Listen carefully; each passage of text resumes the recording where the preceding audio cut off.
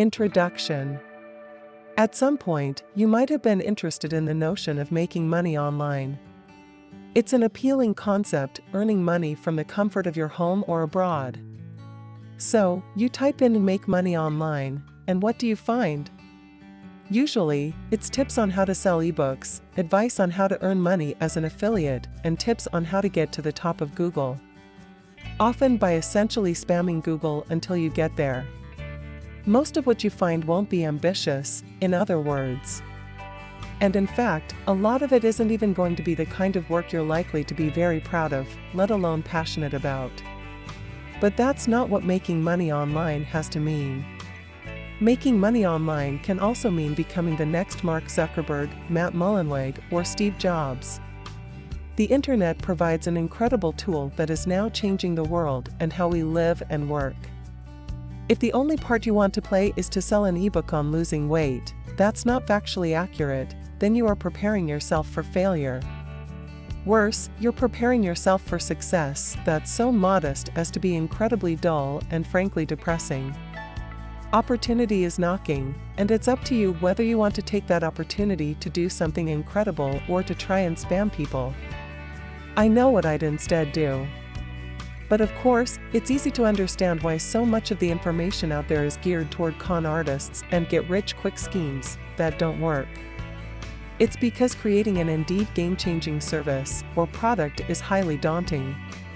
It's because most people have no idea how to find a genuinely innovative new idea, let alone how to bring it to market. There are only so many true visionaries in the world. There are only so many Elon Musks out there. This is not something that can be taught. Except, is it? As you'll learn in this book, forcing someone to have a good idea is impossible. I can't promise that after reading this book, you will have a breakthrough that changes the world for the better and makes you rich. But what I can provide are some tricks and strategies that you can use to increase your chances of coming up with those fantastic, game-changing ideas. Read on, and you'll discover how to help yourself think like a genuinely innovative entrepreneur. And more importantly, you'll learn how to implement those ideas and take action. Because there are plenty of ideas in the world, executing said ideas is challenging. What you will learn in this article. In this article, you'll discover how to develop truly innovative ideas and execute them in a way that capitalizes on their potential. Again, I can't guarantee you will have the next big idea. But I can promise you that you will increase your chances of having that breakthrough just by reading the following ideas that follow. Throughout the following chapters, you will discover how the web is changing business profoundly and what incredible opportunities this presents. How to learn from some of the best and most innovative new business models in recent times. How to create something new and original by encouraging your brain to work more creatively. How to identify if an idea has legs. Is this something that you can genuinely make work? How to implement an idea, finding funding, getting the support and help you need, and avoiding the common pitfalls of new entrepreneurs. How to utilize the many tools and resources presented by the web to build something in half the time. How to market a completely new and novel idea in a way that communicates what you're doing clearly and builds hype. How to protect your ideas from intellectual property theft. How to scale your business for maximum profit. What it feels like to have a genuinely innovative and highly successful idea. And much more. Are you ready to start plumbing the depths of your inventiveness and creativity? Are you ready to find out just how truly creative you are? And to potentially come up with a single idea that changes the world? Two massive opportunities. Social media and the sharing economy. We live in a fascinating time for business and technology. Apart from anything else, I find it immensely satisfying and compelling that it is now possible to earn money online from anywhere in the world. I am an entrepreneur, and as I write this book, I sit in a cafe in Oxford, England.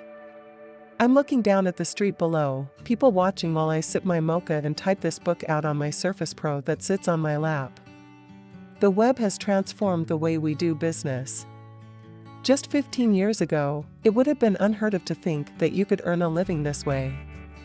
My uncle put it well when he said that internet marketers and digital entrepreneurs are pioneers, exploring new ways to live and work. I'll take that compliment. But as I mentioned, internet marketing is only the tip of the iceberg. The web is far more transformative than simply allowing us to work from other locations. Currently, technologies like the web and mobile phones are transforming countless industries in ways we could never have predicted or foreseen. And the future is looking even more incredible. The opportunities that this presents for savvy businesses are vast. If you're willing to take advantage of the changing face of business and economy, you can profit hugely and steer the course of humanity's future. Not to be hyperbolic or anything. How Facebook has changed the world and continues to change the world. When you think of transformative businesses that work online, perhaps the one that comes to mind is Facebook. Facebook is a social media network that allows us to connect to people we've met online and in the real world. Today, if you meet someone at a party, you don't need to ask for their number, you can get their name and then look them up on Facebook. Of course, the notion of a social network was not new when Mark Zuckerberg first built Facebook. We already had the likes of MySpace and Friendster. But what was new was how Mark went about marketing and designing Facebook. Tagging friends in photos was one of the first significant innovations that made the platform stand out. And then came the inclusion of the home feed, controversial at first, but ultimately a fantastic way to catch up on what all your friends were doing. Intelligent design choices like this and a fantastic rollout resulted in Facebook becoming more significant than any single country in the world regarding its members. Not only that, but it has genuinely changed how we interact with others. Many of us, for instance, now have some idea of what our classmates from school are doing with their lives. These are people that we would never have stayed in touch with otherwise. Likewise, many of us will now find it easier to maintain a more extensive social network. But Mark and company are not happy to stop there and call it a day. For example, they've already acquired Oculus to allow us to meet our friends in a virtual setting. And in the future, they plan on introducing systems to help communities work together and even vote on important matters. Zuckerberg wants this to serve as a blueprint for how governments could one day handle elections and referendums. Facebook has also been credited with helping to make the world slightly smaller, helping us better understand people in different parts of the world. And through exposure to Western influences has been credited with leading to many progressive movements, including the Arab Spring. Would the fall of Gaddafi have happened if it were not for Facebook? Of course, it's not all positive either. Facebook has also contributed to the perpetuation of fake news, and this has even been suggested to have helped contribute to the election of President Trump. Facebook has also been a place for extreme views to be perpetuated, and there has been much discussion as to whether Facebook should take a more active role in policing its feeds and groups. Whatever way you slice it, Facebook is much more than simply a website that makes Mark Zuckerberg money. It's a tool that challenges the very nature of human interaction and democracy. Imagine if you were responsible for something like that. The sharing economy. Another significant movement that has been made possible thanks to the web is that of the sharing economy. This is another concept that threatens to transform how we interact with one another, which might change the shape of the global economy. In many ways, the sharing economy is looking to reset the economy to a time before money. No doubt, money evolved as a natural progression from trade. In our evolutionary prehistory, we would not have had banknotes, coins, or credit cards. Instead, if you wanted something, you needed to have something else that you could offer to trade for it. Need someone to cut your hair? Then you might offer to mow their lawn in exchange. Want to eat some nice steak? Then perhaps you should trade it for the attractive-looking stone you found. In theory, money is intended to facilitate this kind of trade by acting as a placeholder. This way, you can give your audience something that represents labor rather than having to do the work right then and there. It also means that you can trade with more people if someone doesn't have anything you need. But money has created problems, as we know, such as great inequality and a lot of stress. What if we went back to when we could trade goods and services? Thanks to the web, this is now far more practical because we have the means to partake in a global market. You can almost always find someone who has what you want and is looking for the item you've got because you can ask the entire planet. Although that being said, many examples of the sharing economy work on a slightly smaller scale, bringing the focus back to local communities and areas. And the companies that are taking advantage of these ideas are highly successful in producing profit and changing how we do business. Here are some fantastic examples. Uber. Uber is a taxi company, or more like a taxi replacement company. Rather than hiring a taxi from a taxi firm and paying obscene amounts, Uber allows you to look for registered drivers in your local area willing to offer lifts for a small price. Anyone can sign up to become a driver with Uber, and using the app, it's possible to see where the drivers are at any given time, how much they're going to charge, and how long before they get to you.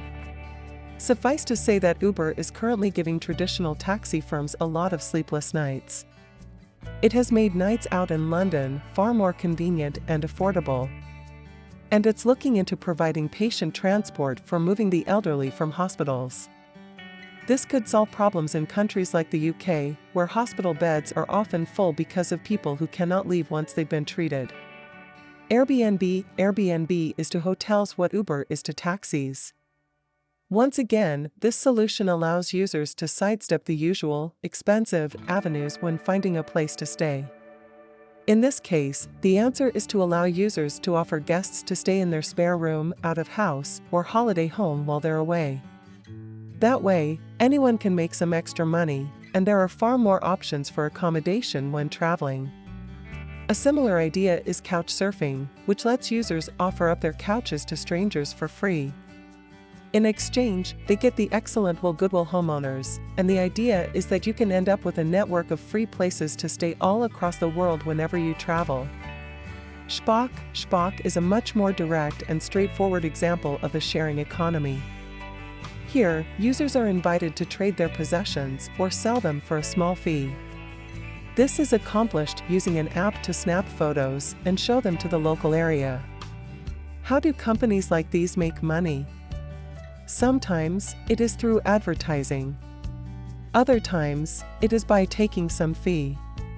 In other cases, the companies focus on providing excellent service and then rely on an exit strategy with the hopes that someone will be keen to buy their business. Whatever the case, there are plenty of ways to make money from these simple opportunities.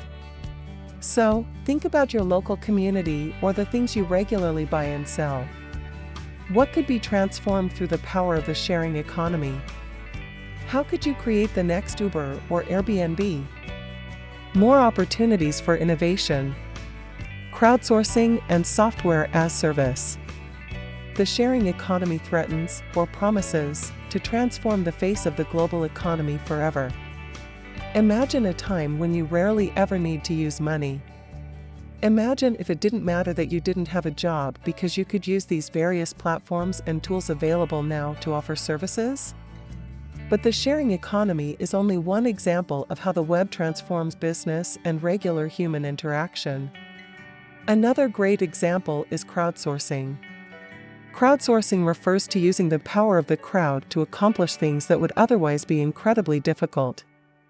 Incredible, innovative examples of crowdsourcing businesses. One of the best examples of this is something like 99 Designs. 99 Designs is a site that allows you to crowdsource designs for your books and logos. The idea is simple: you put a job description up on the site, such as a book cover, and ensure to include the specifications, target audience, requirements, etc. From there, you then wait for designers to submit ideas and designs for the project, allowing you to choose from the ones that you think best fulfill the brief and that you like the look of. The great thing about a site like 99 Designs is that as the client, you can pick from multiple options rather than being stuck with whatever the person you hire produces. Meanwhile, it creates an equal opportunities environment for designers. Even if you don't have contacts and years of experience, you can find fantastic opportunities for work just by producing the best quality end products. Crowdsourcing can be used in countless other ways too. Some businesses use crowdsourcing to get suggestions and tips for their new products. Likewise, some companies use crowdsourcing to get their fans' advice on product names or features. Or how about the incredible Planet4.org? This website by NASA invites users to look through pictures of Mars' surface taken by a satellite. The satellite has taken millions of views, far too many for researchers at NASA to look through all the photos personally, so instead, they've crowdsourced the project to the rest of us. Your job as a visitor to the site is to flick through the photos, highlight discoloration, and point out any exciting features that you find in the pictures. No one has ever seen these images, so for your part, you have the opportunity to potentially make a discovery that would change the course of history, though probably not. In exchange, NASA gets to map out the geography of Mars' surface and potentially highlight any features of interest without having to dedicate countless person-hours. This is the power of the web, to bring people together to accomplish things that no individual could ever accomplish alone.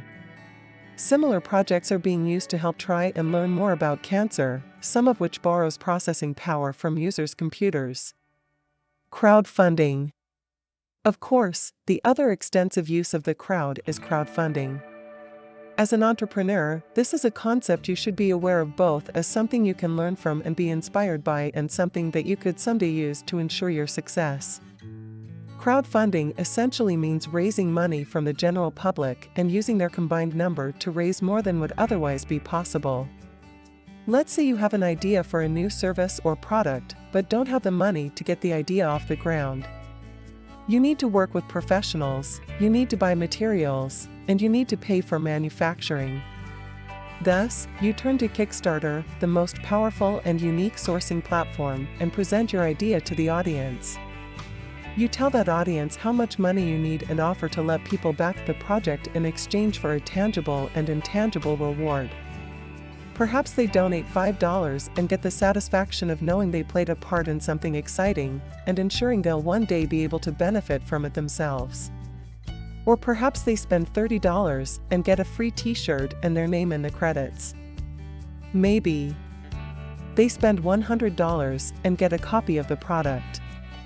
Maybe they spend $1,000 and get a copy of the product, the free t-shirt, their name in the credits, and the chance to meet you in person to ask questions. This way, an entrepreneur can raise money for an idea without having to give away any share of their business. Suddenly, it becomes possible for anyone with an idea and the skill to make that idea possible and earn the money they need to take it to market. Similar platforms are likewise used to raise money for charitable causes, like Just Giving, while further alternatives exist for getting investors to invest small amounts into your idea en masse. Creating a product as service business.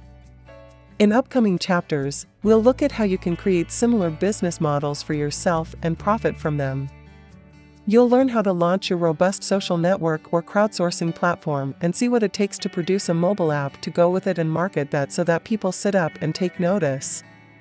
But these are trickier business models to replicate. Meanwhile, a more accessible but no less transformative opportunity lies with SaaS. SaaS stands for Software as a Business and essentially means that you are selling a service via a website, a piece of software, or an app. An example of this might be something like Asana. Asana is a project management tool used by countless businesses to manage their ongoing projects and collaborate with other contributors on the other side of the world. Asana is free in its basic model, but if you want advanced features, you need to pay to upgrade, and here is where the business part comes in. Asana facilitates and enables business opportunities like any B2B service, but does so through a piece of software. This means that a relatively lean team can manage the site while catering to hundreds of thousands of paying customers. Automation allows for massive scaling, which you can take full advantage of. Another excellent example of this is WordPress.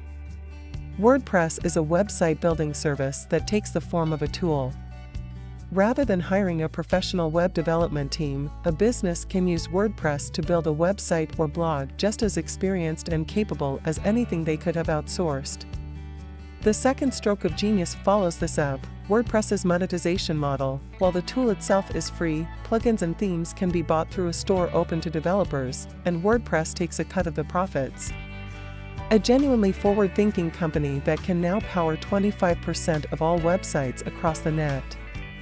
Can you imagine a single web development team creating 25% of the world's websites? This is a truly remarkable feat and is only possible thanks to the savvy utilization of modern technology and opportunities. Apps and more opportunities.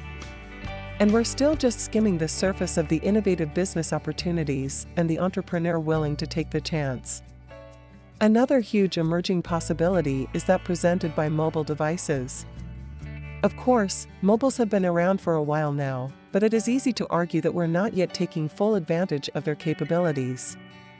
Apps can take advantage of GPS information, the fact that we're connected to our entire social network at all times, step count information, cameras, and so much more, and there are limitless opportunities in how this can be used.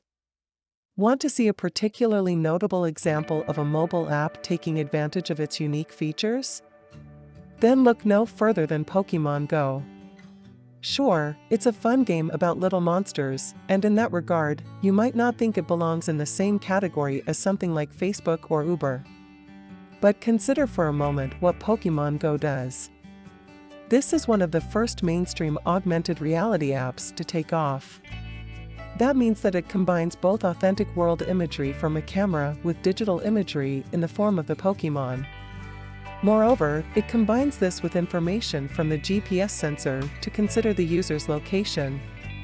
For the first time, players are made to feel as though they can hunt for Pokémon in the real world. They can see a notification in their game that a Pikachu is nearby, and they can then head to find it and take a photo of it sitting there in their natural environment. The best part? If they look around, they'll see countless other people all doing the same thing, or maybe leaving lures that everyone can benefit from. If you've played the game, you'll know what I'm talking about. If not, then suffice to say that it represents an entirely new kind of game. A type of game that encourages us to get out there and explore. A sort of game that enables us to communicate with other players. A game that helps people to exercise, and that is highly viral. And this game uses only technology that has been available for years. Now that's innovation.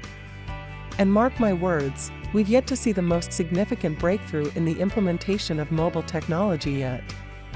Combine crowdsourcing, mobile apps, automation, and SaaS, and you could build something truly incredible.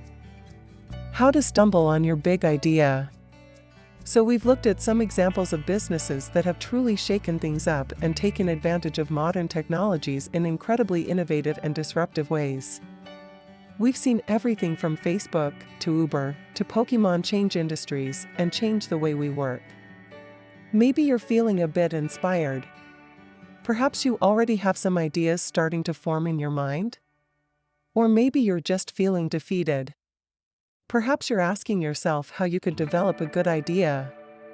How can you possibly compete with the Facebooks and Ubers of the world? This is where we look at how to stimulate the formation of incredible ideas and seize opportunities. Again, nothing I can do to guarantee this will happen for you, but now you know the options out there, perhaps the next. The step is to start asking the right questions. Productizing a service. One option is to productize a service. This is a fantastic way to create a SaaS. Perhaps the best example of this is WordPress once again. WordPress is the brainchild of entrepreneur Matt Mullenweg, and this is the question he asked himself that ultimately led to its creation: how can I productize my web design business? To do this, Matt built a tool that could put him out of a job. A single tool would make building a website straightforward and give users all the features they needed to create something as professional as he would have been able to accomplish. So, if you want to come up with your own SaaS business, the question is, how could you build a tool that could put you out of a job? What service can you offer now that you could automate or at least make simpler using a piece of software? And if you choose not to focus on the services you're already offering, how could you accomplish something similar for another service you've used or got some experience in? Solving your pain points. Likewise, you don't necessarily need to go the B2B route or productize a service. You could also create a service or product that removes a pain point you experience daily. In business, this is often described as scratching your itch. So, ask yourself, what are the things you do daily that you find time-consuming and frustrating? What are the things that you wish you didn't have to do ever again? Where are you wasting money? And how could you solve this problem using the tools and resources the web has made available to you? Could you outsource some of your regular jobs to the crowd? Could it be in some way automated? Or perhaps there's a product that would solve the problem for you? Recently, researchers have developed an innovation that will allow us to squeeze ketchup out of bottles more easily. Its special coating makes the insides of these containers so slippery that not a single drop of ketchup will remain in them. You can imagine how this might have come about as researchers looked at their own lives and asked, what is a regular frustration? Perhaps they struggled to get the last bit of ketchup out and thought, something needs to be done about this. Now, of course, that might not be what happened. But this is the point, this is how you need to think if you want to find what people need. How to identify a need in a market and fulfill it. Looking at pain points and solving them is an example of fulfilling a need. It is asking, what could people benefit from? And then providing that thing. There are also other ways to discover these needs. One is to survey the audience. This is a great way to use crowdsourcing. If you have a platform you can use to speak with your audience, why not just ask them what features they'd like to see in your following product? Or what they think is missing. Another option is to consider a specific group within your usual target demographic that might have particular needs and currently have those needs unmet. Think about all the people that could use a product or service and how it fits into their lifestyle. For example, how does X product work for someone who travels a lot? Can you work with it while you're on the move? Or how does X product work for someone with a disability? Or for someone that doesn't have much time? Could you improve the product for that specific type of person, creating something new that again fulfills a market need? Another option is to think ahead. In other words, think ahead and imagine the future. How are things going to change, and what new opportunities is that going to create? What will people need 5 years from now? What are people just starting to need? This is one way to develop a genuinely forward-thinking business idea. You can see it with Elon Musk and everything he does. Musk knows that in the future, we are likely to mine meteorites for essential materials and that space tourism is expected to be a thing, so he has invested time and effort into R&D for space travel. Musk knows that our resources are sorely limited regarding fossil fuels and that these are damaging the planet. And so he created Tesla Motors to provide vehicles that run on electricity. Right now, the company is already picking up steam thanks to its inherent appeal and the marketing clout of Tesla. But in the future, when fuel prices have gone up significantly and are heavily taxed due to the damage they're causing to the atmosphere, Tesla will have the infrastructure and the products to be massively successful. Brainstorming. Along similar lines is brainstorming. This is the process of writing down every idea that comes to mind, once again not ruling anything out because it is too far-fetched or seems silly. You will find that you open up the floodgates, encouraging good ideas to land. What's more, some of the best views you come up with will start life as things that initially seemed a little bit silly. How to think like an entrepreneur. Getting into a creative, paradigm-shifting mindset. In the last chapter, we looked at some questions you could ask yourself and ways to frame your thinking to encourage you to develop new ideas. Often, these ideas involve finding things people want and giving them those things. But even more innovative are the businesses that give us things we want before we know we want them. The late Steve Jobs is one of the most famous individuals regarding this kind of breakthrough. Consider the iPad, for instance. This is nothing but a larger phone that does less than a computer. You can't fit it in a pocket, and you can't write your Word documents on it. So, what use is a tablet to anyone? Of course, the answer is that a slate with a multi-touch screen and a mobile chipset gives us instant, comfortable access to the web wherever we are. Instead of straining our eyes to read websites on our phones or sitting in a home office waiting for a PC to boot up, we can kick back on the couch and enjoy reading the news in a tactile and comfortable manner. We didn't know we needed this, but the initial sales of the iPad showed us that we did. And that is what made it so innovative and so game-changing. Now the question becomes, how can you encourage that kind of thinking? How to become more inventive and creative? To understand a little more about creativity, it can pay to understand better the neuroscience of what is happening in the brain when we have a novel idea. According to science, creativity is what happens when the brain takes two separate ideas and combines them to form one new one.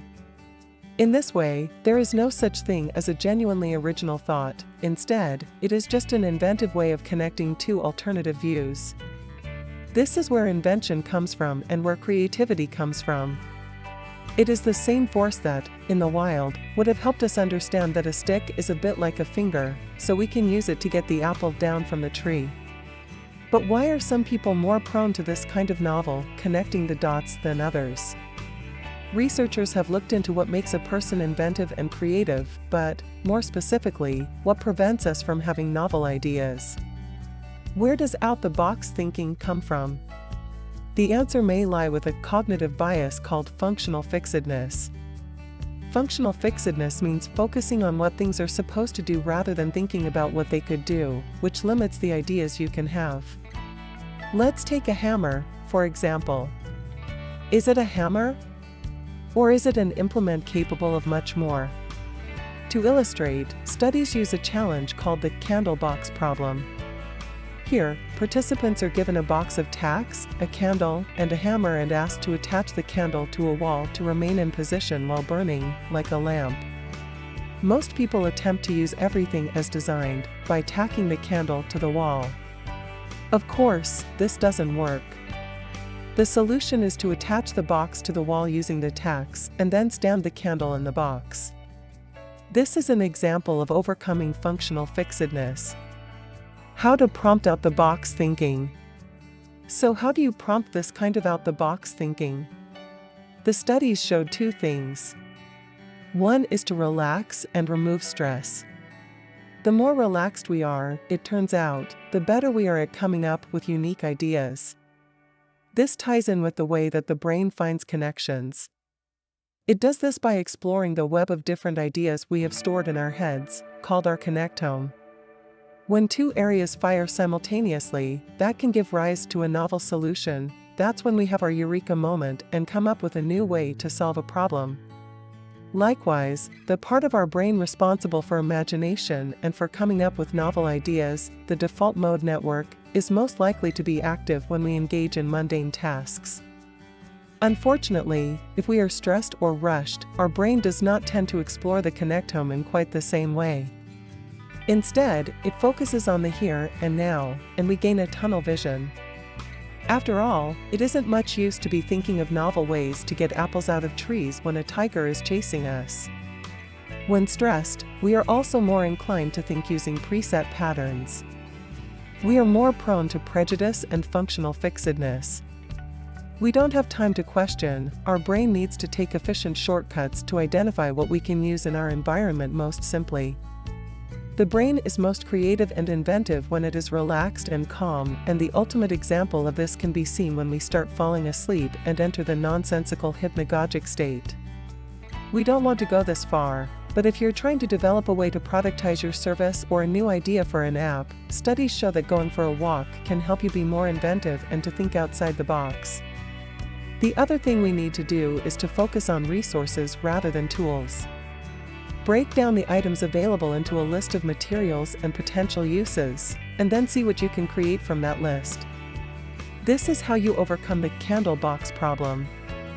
You ask yourself, what are available to you, and how can those things be used? You don't have a candle and a box of tacks, instead, you have wax, sticky, changes consistency when heated. Wick, flammable, long, can be tied.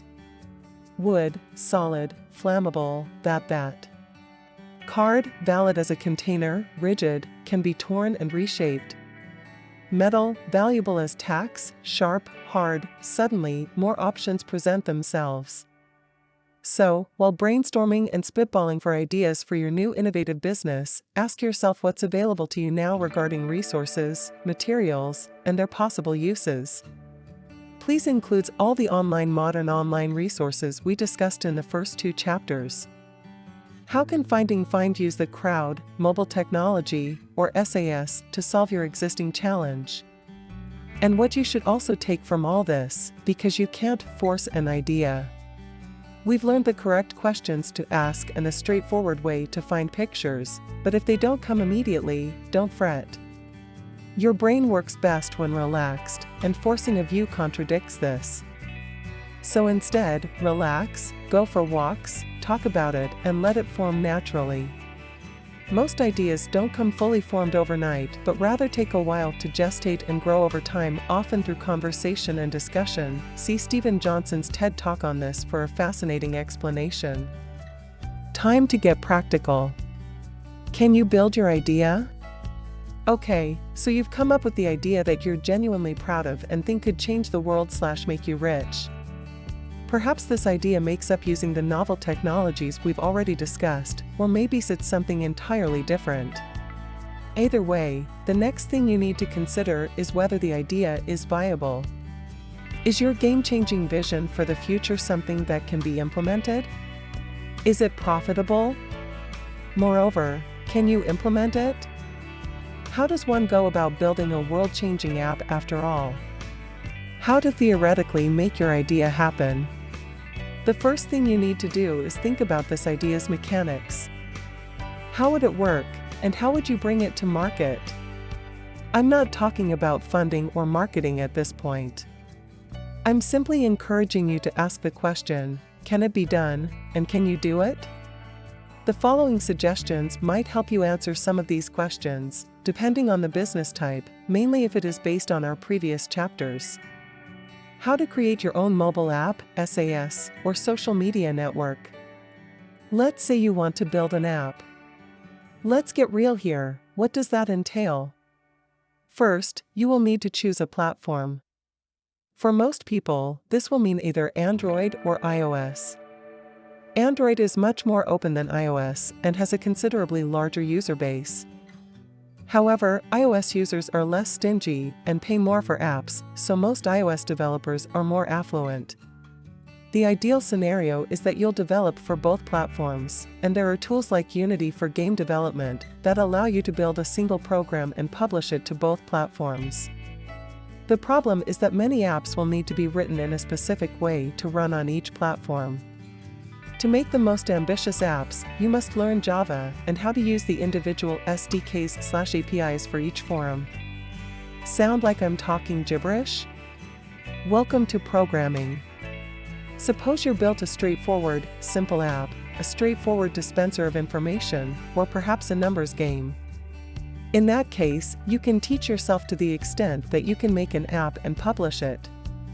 Of course, if you already know how to program, then this becomes a lot easier. But if you have something more ambitious in mind, you're looking at years of education and trial and error. In that case, it makes a lot more sense to outsource the development to a coder using a tool like Upwork. Again, this will depend on the app, but you can expect to pay for this, so you need to factor in development costs. Likewise, an app will also use graphical elements. The plus side is that you can use visual elements across multiple platforms, even if you need to rewrite the code, but the downside is that you will probably want to hire a professional to make these for you. While you could design your buttons, logos, and backgrounds, you would probably find that the result looked much less experienced than something a designer would make for you.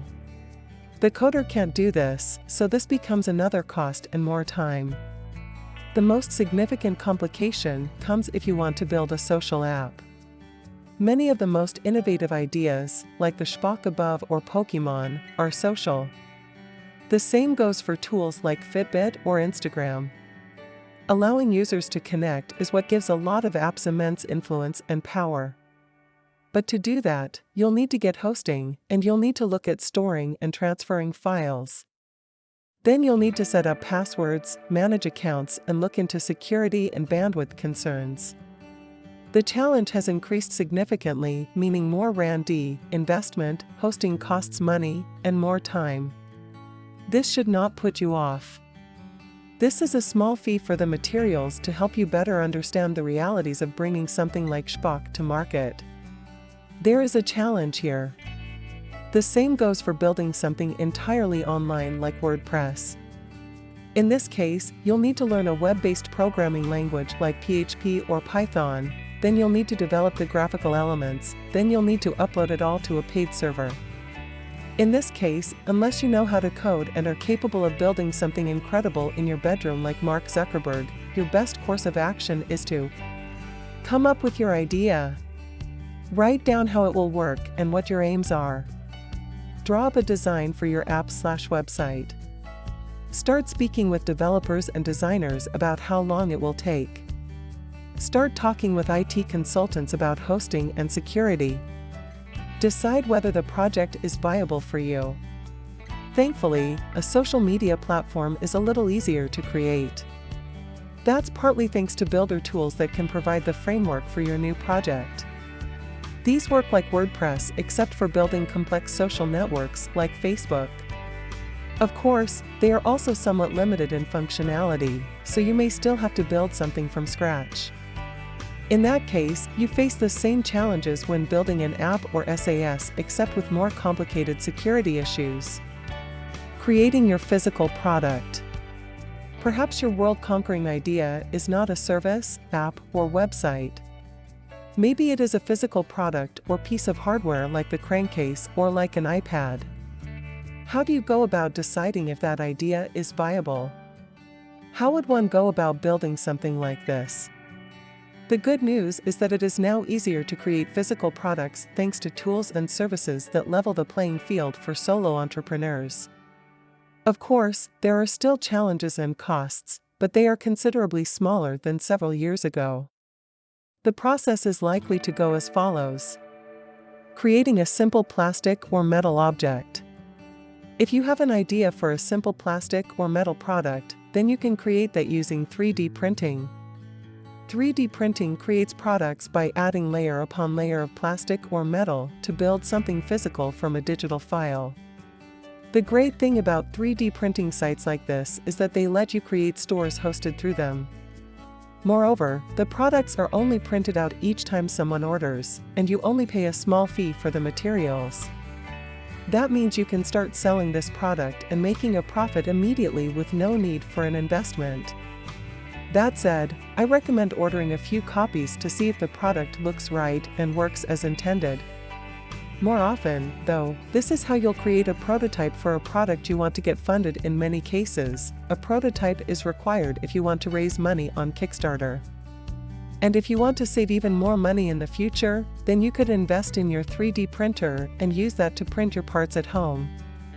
Outsourcing manufacturing. If you want a more complex product made and then sold en masse, you will need to find a manufacturing company to produce it.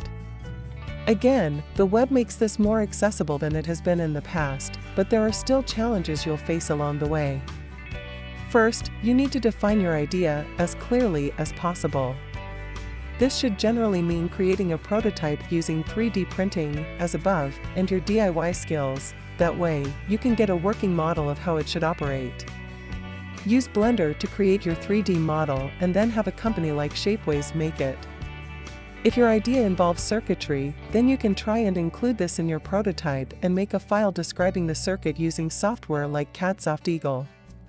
Alternatively, you could use ready-made technology like a Raspberry Pi to provide the brains of your idea and then code on top of this. Of course, using something like Raspberry Pi will increase your overheads, so you need to factor this into the equation. If you can't handle the programming or the circuitry yourself, you will need to speak with a programmer or an electronic engineer who can handle the process. Creating a functional specifications or product requirement document is also essential. This will explain your product's idea and what it needs to do, along with a list of the tangible and intangible materials required, i.e., how long the battery should last, whether it needs to be food safe. Food safe will go along with a BOM or bill of materials, which will detail all the pieces required to make it. Think of this as the ingredients page of a recipe.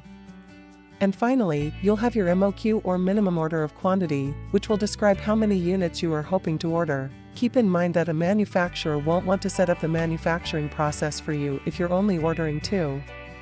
The MOQ needs to happen at this point so that the manufacturer knows which processes to use. Some are better for larger runs, while others are better for smaller runs. Finally, you must send these documents, your prototype, and files to a manufacturer.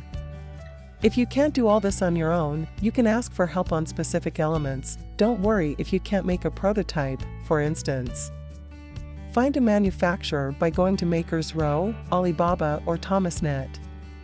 And then all that's left to do is cross your fingers for a positive response. Whatever route you take in your product or service, plot precisely how you will make it before you get started and speak with everyone involved. You need to know how much it will cost to get everything up and running, and how much it will cost to keep things running or produce each item. Validating your idea. Does your innovation work as a business? Until you have been through Chapter 5, you do not have an idea. If all you know is that you want to revolutionize X or Y industry or automate N service, then you only have an objective. To have an idea with legs, you also need to know how it will work, what the interface looks like, and how you will make that idea a reality. At this point, you now have something you can work with, but you still don't know that it is a good idea. And in this case, by good, I mean profitable. It's a good product or service, but is it a good business? Is it something that will sell? Do people want it? It is far too easy to get caught up in the excitement of a new product idea, invest countless hours and money into developing it, and discover that there isn't an audience for it. I know someone who had an idea for a great and potentially transformative website. It provided a platform where researchers could look for people to reference their work and advance their careers. He was a lecturer and researcher, so he knew the market well, but never tested the idea to see if there was enough demand. And he never looked at the potential earnings for that business before he spent time and money developing it. The guy then spent hours developing his website and testing it on every single kind of device. This was before WordPress made responsive design simple. He invested lots of money into trademarking the business's name, hired a lawyer to help him set himself up as a limited business, took out loans, and paid for excessive hosting and bandwidth. He even hosted a launch party after 2 years in development. 6 months later, and the business was dead in the water. He set himself up to fail by never testing the idea and investing so much time and money up front to make it nearly impossible to break even. This is what we want to avoid. This is where validation comes in, simply by testing the idea to see if people like it and if they'll pay for it. How to validate your idea. The key to validating your idea is getting people to put money into your concept. That means they can't just express an interest, they have to spend money or get to where they would spend money.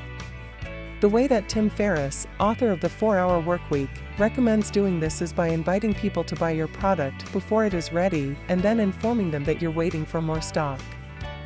If enough people get to where they would have purchased, you know there's an audience there. Likewise, you could take pre-orders for your product if you get your audience to pay for those pre-orders. A similar method is to sell a beta version or run a beta test of your service. Running a beta test for a SaaS, social network, or sharing economy-based business is an excellent idea because you can test to ensure everything works, monitor the load on servers, and get a good idea of the running costs. This will tell you if the money you make from advertising/fees is more than what you spend to keep the site alive. In theory, the numbers should hold up as you scale the business further, though there may be hiccups along the way. As a nice bonus, running a closed beta is a fantastic way to generate interest and buzz for a product. Kickstarter is another good way to test if people are interested and remove your startup costs altogether. If there's an audience for your product, they will pay for the initial web design, hosting, and coding, or the materials and the manufacturing. The fail fast mentality. Another reason my friend's business idea failed was that he invested so much time and money into it before going live. He was severely in debt before starting, leaving him with no room for things to go any less than perfect. A better strategy is the fail fast mentality. This means that you create something a little rough around the edges just so you can get it out quickly, so you aren't spending more than necessary. Maybe this means that you do handle the graphic design yourself. Then, you only invest more time and money into it if the product starts taking off. If it doesn't, you move on to the next project without going bankrupt. Other methods. And of course, you can also test the audience for your product in several other ways. This might mean surveying your target audience and asking them if they buy your products, or looking at the numbers for comparable products and services to see if they are making enough to be sustainable. You also need to ensure that you have calculated the profits you can expect and that you have accurate projections. This is the only way to ensure that the gains outweigh the costs and that you can expect to run a profitable business.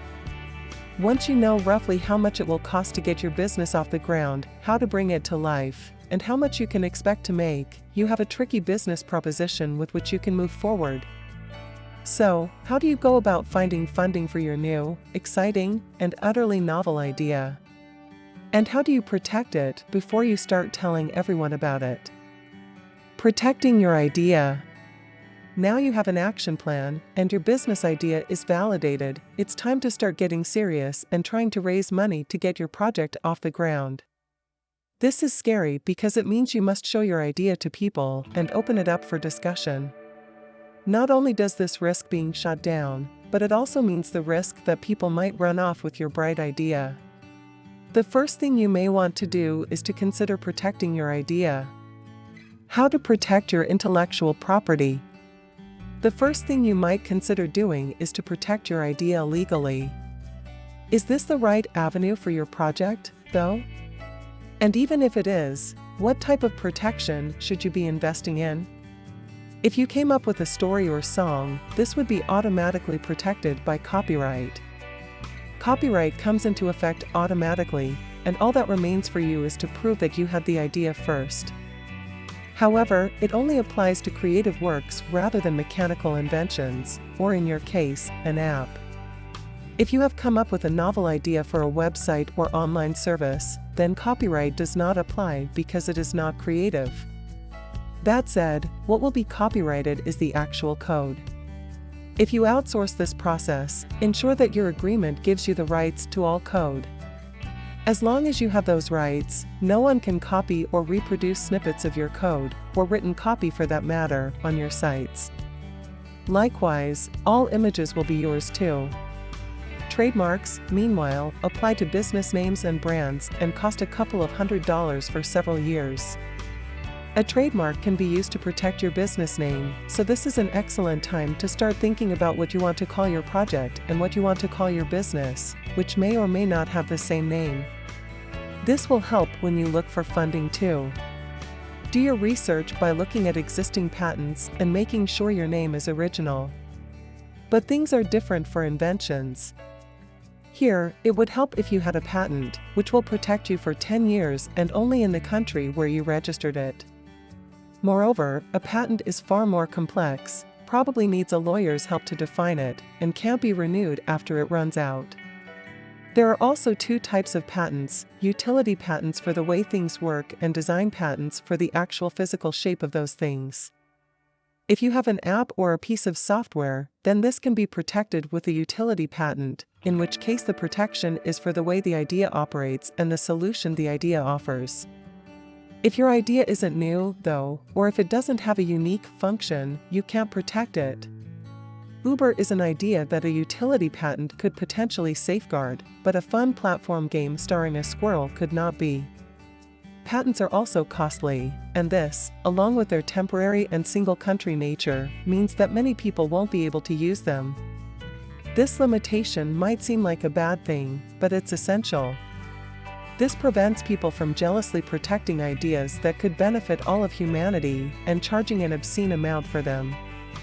If patents never expired, painkillers would be a whole lot more expensive, and there'd only be one place to get paracetamol. Nevertheless, it still allows inventors to earn money from their creations. So now, the question is whether or not you need a patent. The answer depends, but it is probably a no in most cases. If you're dealing with a potential investor and want to keep your idea safe, you can get them to sign an NDA or non-disclosure agreement before they speak with you. But more to the point, it's essential to recognize that, for the most part, people aren't out to steal your ideas.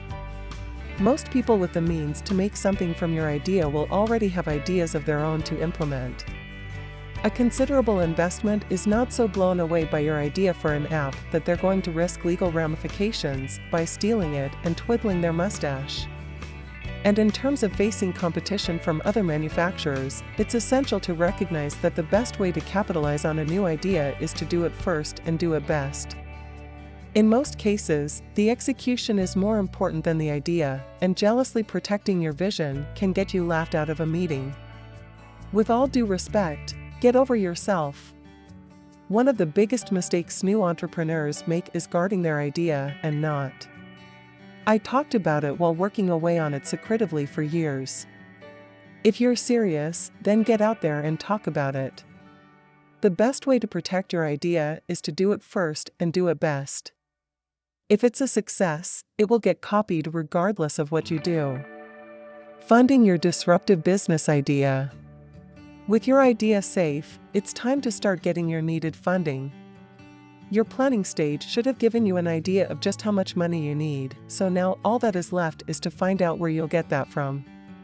Here are some of your best options. Crowdfunding. You've come up with the next Facebook or the Twitter for athletes, but now you need money to pay for the coding, the web design, hosting, and marketing. You've spoken to consultants and coders, and you have an idea of how much this will involve. And you can't afford it. This is the intended use for a platform like Kickstarter or Indiegogo. Now, you head onto one of these sites, describe your business in detail, demonstrate its usefulness in some way, and then ask for the funds necessary to make it happen. People who are excited about your idea may put the money forward. Note that Kickstarter is by no means easy money, though. To be successful here, you'll need to do many things right. This means carefully considering the precise amount of money you ask for, offering significant incentives that give people a real reason to put their money down, and creating a high-quality video with professional production values. I can't stress this last point enough. If you want people to take your idea seriously, then the video you create needs to sell it and show that you can put something impressive together. Finally, you should always have some working prototypes to show. If you are making something like Uber and you can't have a prototype in place, then at least consider designing the website and building a mock-up so you can better explain the idea to people. Other sources of cash.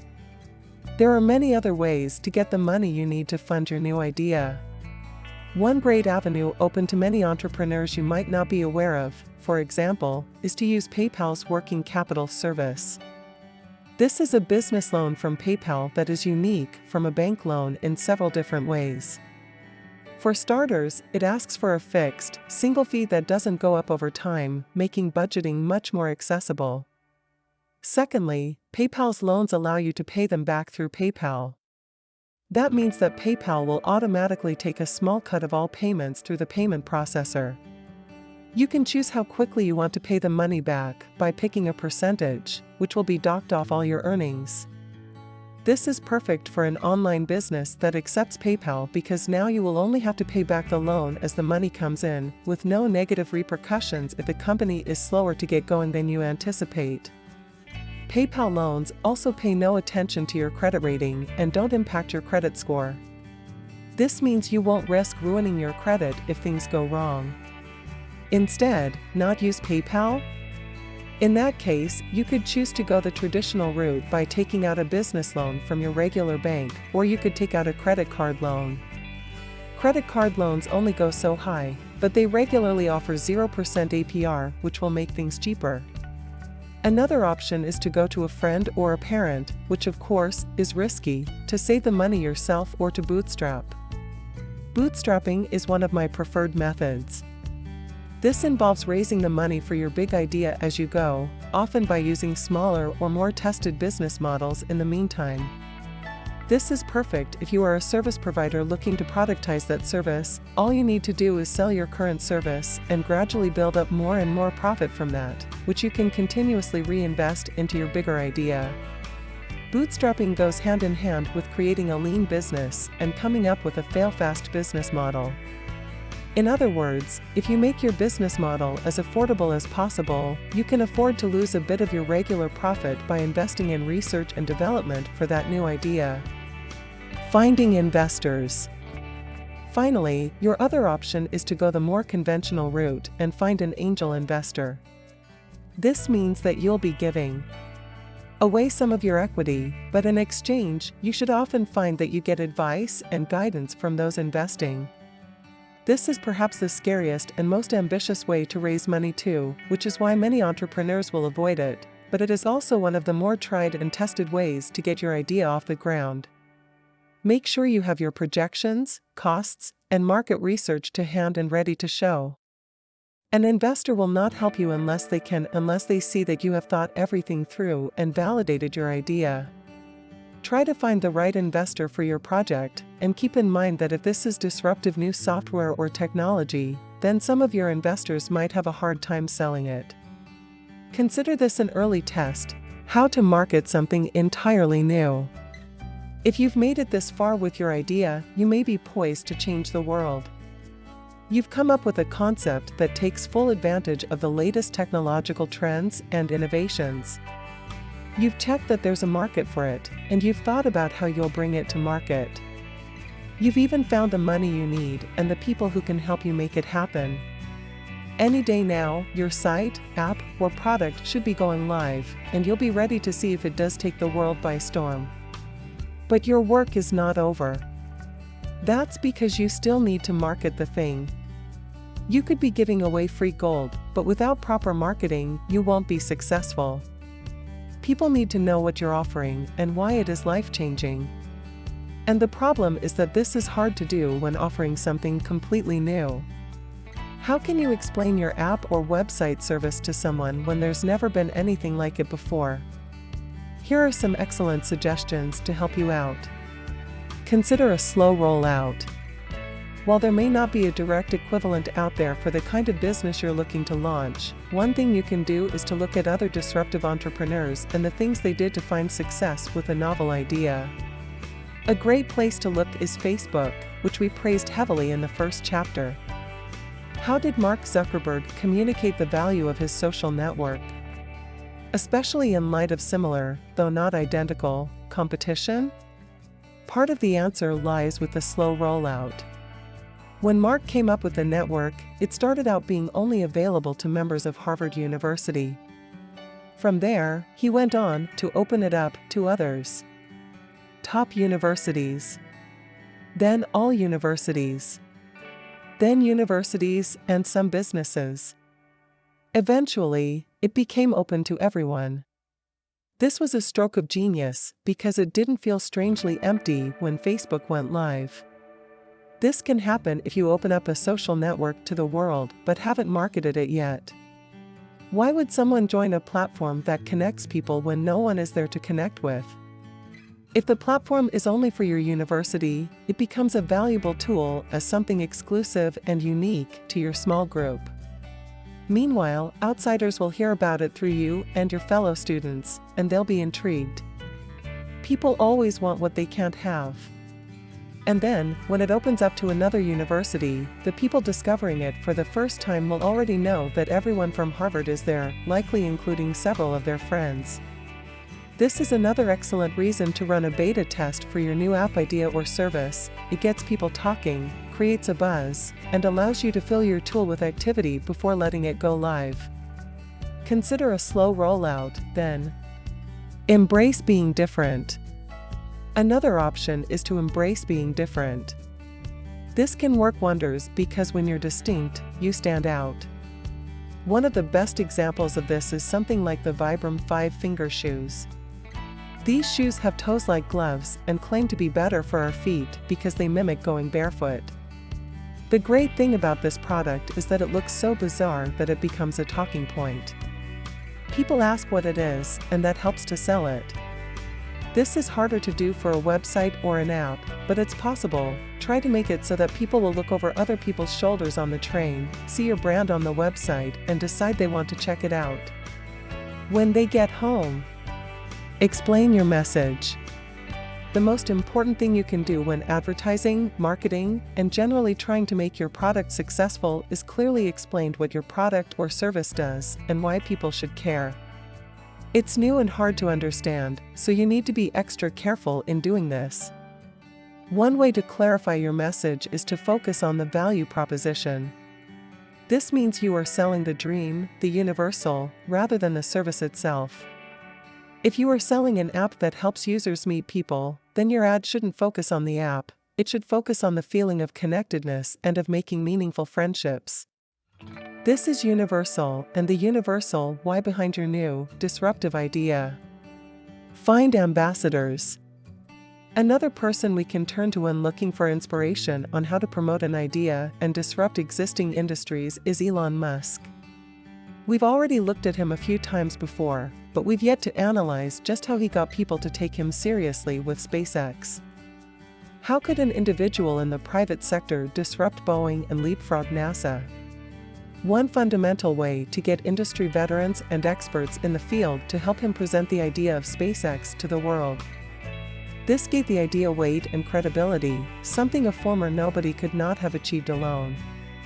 If your idea is exciting enough, then you should be able to find someone to shout about it from the rooftops. So, tell as many people as you can and see your ambassadors. Conclusion: the long journey ahead. And now begins the long journey ahead. Marketing is something that you will continue doing even as the business grows. You might eventually open up for Series B and C funding, you might grow and iterate your initial business idea over time. Or you might find that your fantastic idea doesn't take off, and it's back to the drawing board. Make sure you are genuinely passionate about whatever you decide to pursue because it's a long road, even once your business is up and running and you're trying to shout the idea from the rooftops. Likewise, don't be disheartened if things don't take off first. Every successful and disruptive entrepreneur will fail countless times before eventually landing their win. The difference between the ones that change the world and those you never hear of is that the former don't give up. Keep trying, keep experimenting, be fearless, and enjoy the journey. And keep in mind everything we learned in this book. To recap, consider the immeasurable opportunities presented by crowdsourcing, crowdfunding, the sharing economy, and other emerging industries and technologies, including those we haven't even mentioned, like the Internet of Things. Give yourself space and time to let your ideas grow. Use tricks to increase your inventiveness. Go for walks. Speak to the right people. Don't be afraid to think big. Ask the right questions. Don't think an idea alone is worth anything, you need a plan and know how you will implement it. Don't protect your idea jealously, talk about it and find ambassadors and investors. Create prototypes and betas so that you can test your ideas and you can generate early buzz. Find funding through unconventional routes. Angel investors are just one option, consider bootstrapping, crowdfunding, and PayPal. Keep overheads down and design a fail-fast business model. Validate your idea. Consider a slow rollout, find ambassadors, and ensure your idea draws attention. Move on to the next project if things don't work out and try again. Or another way to put it is: Step 1. Come up with an idea. Step 2. Change the world. It can happen, you just need the courage and creativity to get out there and make it happen. And it's so much better to try and fail than never to attempt anything worthwhile. So, what's keeping you? Content produced and distributed by AllSuperInfo. For more free educational content, visit learnforfree.biz.